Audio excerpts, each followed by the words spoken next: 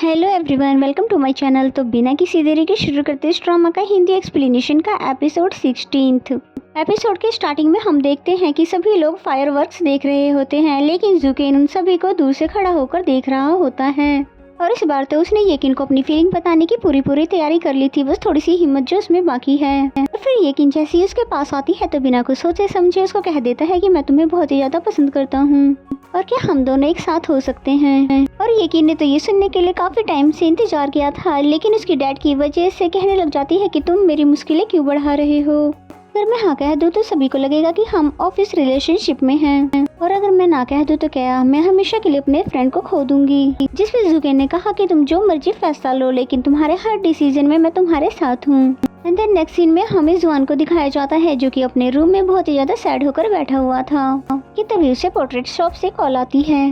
और नैन्सी के वहाँ जाने से पहले उसने यहाँ पर जाकर एक गिफ्ट बनाया था, क्योंकि उसने सोचा था जो नैन्सी को प्रपोज कर देगा। लेकिन फिलहाल तो उसने शॉप ओनर को इसके लिए मना कर दिया, क्योंकि उसे ऐसा लग रहा था कि यहाँ पर वो नैन्सी को हमेशा के लिए छोड़कर चला जाएगा। और फिर तभी फायरवर्क्स को देखने लग जाता है, तभी उसको हेल्प की आवाज आती है। और फिर जुआन टेलीपोर्ट होकर नैन्सी के पास पहुँच जाता है और पूछने लग जाता है कि कहाँ पर है वो बदमाश। जिस पे नैन्सी बोलती है कि तुम हो वो बदमाश, और वैसे मैं तुम्हें देखना चाहती थी, बस इसीलिए तुम्हें यहाँ पर बुला लिया। इस पे जुआन उसको इग्नोर करके जाने ही वाला था। नैन्सी से पीछे से बोलती है कि तुम यहाँ से नहीं जा सकते, नहीं तो तुम्हें हेडेक हो जाएगा।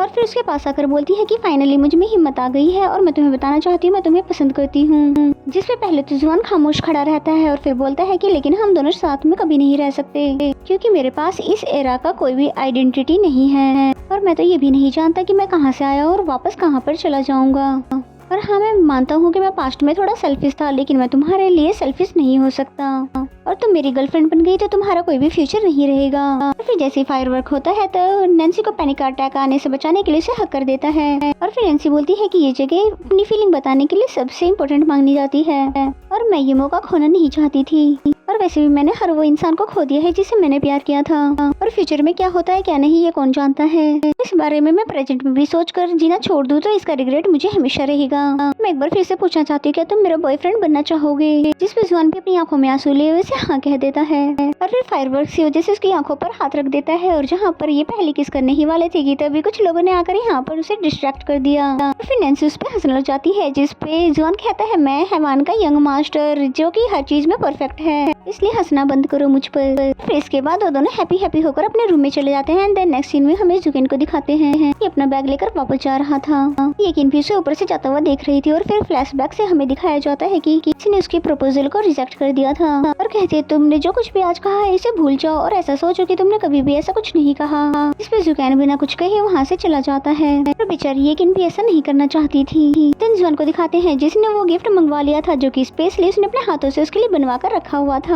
नैन्सी के कजिन के साथ बेल रिंग थी और कहने लगता है कि जब तक इसकी आवाज तुम्हें सुनाई देगी तो मेरी हार्ट बीट समझना और मैं हमेशा तुम्हारे साथ हूँ। और नैन्सी को भी इसकी ये गिफ्ट बहुत ज्यादा पसंद आता है, जिसके बाद वो उसे छोड़ने के लिए उसके रूम में भी आता है। और यहाँ नैन्सी ने उसे वो किस याद दिलाई जो कि करते करते वो डिस्ट्रैक्ट हो गया था। फिर से जब जुआन किस करने वाला था कि तभी मिस याओ यहाँ पर आ जाती है, और इस बार भी उनका किस अधूरा रह जाता है और यहाँ से भागना पड़ता है। और यहाँ पर दोनों ही हंसने लग जाते हैं और कहते हैं कि अगर हम रिलेशनशिप में आ ही गए हैं तो फिर छुपने की क्या जरूरत है। इसमें नैन्सी ने बोला कि अगर मिस याओ को पता चल गया तो यकीनन सुबह तक सारी कंपनी को पता चल जाएगा, और मैं भी ऐसा अभी नहीं चाहती, इसलिए अभी हमें इन लोगों के सामने थोड़ा डिस्टेंस रखना होगा। जुआन तो पर ये छुपाना नहीं चाहता था, लेकिन नैन्सी के लिए वो इसे भी मान जाता है। और फिर दोनों ही एक दूसरे को गुड नाइट करते हुए अपने अपने रूम में सोने चले जाते हैं। एंड देन हमें मॉर्निंग का सीन दिखाया जाता है जहाँ पर ये सभी वापस जाने वाले थे, और जुआन तो पहले से ही बस में आकर बैठ गया था, जबकि नैन्सी उसको इधर ढूंढ ही रही थी। उसे देखकर ऐसा लगता है कि जैसे कि वो नैन्सी से नाराज हो। फिर चिढ़ते हुए नैन्सी पूछती है कि तुमने मेरा वेट क्यों नहीं किया। इस पे जुआन ने बोला क्योंकि मुझे किसी ने कहा था कि हमें डिस्टेंस रखना चाहिए। फिर नैन्सी भी कुछ डिस्टेंस रख के बैठ जाती है, लेकिन थोड़ी देर में उसके पास जाती है और उससे बात करने की कोशिश करने लगती है, लेकिन जुआन उसको कोई भी रिस्पॉन्स नहीं करता, शायद कुछ ज्यादा ही उससे नाराज हो गया था। जिस पे नैन्सी भी नाराज होकर बैठ जाती है, तभी जुआन उसके कान में भी ईयरफोन लगा देता है। और फिर जिस वजह से तो नैन्सी भी खुश हो जाती है और उसका हाथ पकड़ लेती है और उसके शोल्डर पर सर रख देती है और फिर मजे से अपने सफर को एंजॉय करने लगी। एंड देन नेक्स्ट सीन में ये दोनों घर पहुंच जाते हैं जहाँ पर वो जवान उसका हाथ पकड़ लेता है और नैन्सी को तो ये फिक्र हो जाती है कि अब मोम को कैसे बताएं। जिसमें जवान ने बोला कि इसमें मुश्किल की क्या बात है, अगर तुम नहीं बता सकती तो मैं फिर बता देता हूँ। और वैसे भी आंटी तो हमेशा से यही चाहती थी कि तुम्हें एक अच्छा सा बॉयफ्रेंड मिल जाए। जिसमें नैन्सी बोलती है कि चाहे कोई भी बात हो जाए लेकिन जब बात बेटी की आती है तो माँ सारी पुराने ख्यालात की बन जाती है। तुम मानो या ना मानो तुमसे वो इस तरह के क्वेश्चन करेगी कि तुम कहाँ पर रहते हो, तुम्हारी जॉब क्या है, तुम क्या बिजनेस करते हो। और उसकी बातें सुनने के बाद जवान भी कहने लगा कि अच्छा ठीक है, मैं अभी नहीं बता रहा, जब तुम कहोगे तभी हम बताएंगे। घर आने पर मोमो से फैन कॉन्फ्रेंस के बारे में क्वेश्चन कर रही थी लेकिन नैन्सी तो उनसे ऐसे नजरें चुरा रही थी जैसे कि उन्हें देखने से ही सब कुछ पता चल जाएगा। और फिर मोम पूछने लग जाती है कि तुम अकेली क्यों चली आई, मैंने तो जियों के लिए भी खाना बनाया था और जाकर उसे फौरन से लेकर आओ। और नैन्सी तो उसे ना लाने के बहाने करने लग जाती है लेकिन मोम ने उसे जबरदस्ती भेज दिया। जिसपे मोम को लगता है कहीं इन दोनों की लड़ाई तो नहीं हो गई। और फिर इन दोनों को दिखाते हैं जो कि सोच रहे थे क्या करें, जाएं कि ना जाएं, अगर नहीं जाएंगे तो भूख से कल तक मर जाएंगे और जाएंगे तो मोम को सब कुछ पता चल जाएगा।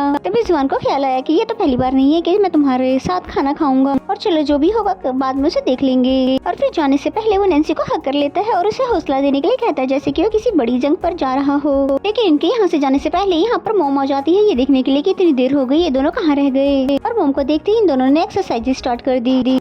नेक्स्ट सीन में मोम कहती है जवान से कि तुम्हें पता है नैन्सी बहुत अच्छी डम्पलिंग बना लेती है और तुम्हें भी सिखा देगी। नैन्सी ने तो फौरन ही मना कर दिया लेकिन जवान ने एक बार में ही हाँ कह दिया। जिसपे नैन्सी से धीमी आवाज में कहने लगती है मैंने कहा था ना मुझसे डिस्टेंस रखना। जिसपे जवान ने बोला मैंने भी तो कहा था कि नॉर्मल ही रिएक्ट करना, कुछ भी नहीं होगा। इसके बाद नैन्सी उसके साथ बैठकर उसे डम्पलिंग सिखाने लग जाती है और साथ ही बहुत ज्यादा मस्ती मजाक करने लगते हैं। फिर मोम के आने के बाद वो पूछती है कि कहीं आपने इसमें फिर से कुछ उल्टा सीधा तो नहीं मिला दिया ना, अगर ऐसा है तो हमें पहले से ही बता दे। जिसपे मोम ने बोला कि तुम्हें तो मेरी हर एक डिश में प्रॉब्लम है, जवान को देखो कितना अच्छा बच्चा है, उसे तो मेरी हर एक डिश बहुत ही अच्छी लगती है। और फिर मोम ने जैसे ही उनको वहाँ की पिक्चर्स दिखाने के लिए बोली तो नैन्सी ने देखा कि उनके फोन में तो सारी ही पिक्चर्स जवान के साथ होती है और जवान का भी सेम ही कंडीशन था, यानी इन दोनों का फोन एक दूसरे के फोटो से ही भरा हुआ था। तभी मोम ने आते हुए फोन को खींच लिया और फिर मोम उसके फेस लॉक से खोलने लगती है लेकिन जैसे ही फोन ऑन होता है तो वो कोई और पिक होती है और फिर तभी नैन्सी उनके हाथ से फोन छीन लेती है बोलते हुए कि मोम अगली बार मैं आपको जरूर लेकर जाऊंगी। तो यहाँ पर दोनों ही बहुत ही ज्यादा डर जाते हैं। फौरन से नैन्सी उठती है और जवान को उसके घर ले जाने लगती है और मोम को कहती है कि हमें कोई जरूरी काम याद आ गया है। और फिर ये दोनों जैसे ही घर पर पहुँचते हैं तो सुकून आता है और बोलती है कि चलो अच्छा हुआ कि हम दोनों कुछ गड़बड़ होने से पहले यहाँ पर आ गए, नहीं तो उन्हें तो सब कुछ पता चल जाता। और इस बात पर इन दोनों को खुद पर हंसी भी आ रही थी।